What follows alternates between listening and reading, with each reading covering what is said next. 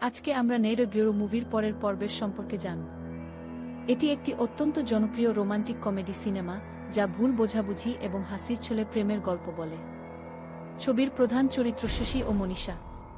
শশীর বাবা এবং মনীষার বাবা দীর্ঘদিনের বন্ধু হলেও একটি ব্যবসায়িক ঝামেলার কারণে তাদের মধ্যে চরম শত্রুতা তৈরি হয়। এই শত্রুতার মাঝেই শশী ও মনীষার দেখা হয় এবং এক চমৎকার বন্ধুত্বের সূচনা হয়। পরিস্থিতি এমন এক পর্যায়ে পৌঁছায় যেখানে শশীকে তার পরিচয় লুকিয়ে মনীষার পরিবারের মন জয় করতে হয়। মিথ্যা আর সত্যের এই লুকোচুরি খেলায় একের পর এক হাসির পরিস্থিতি তৈরি হতে থাকে। তবে হাসির অন্তরালে এক গভীর ভালোবাসার গল্প চলতে থাকে।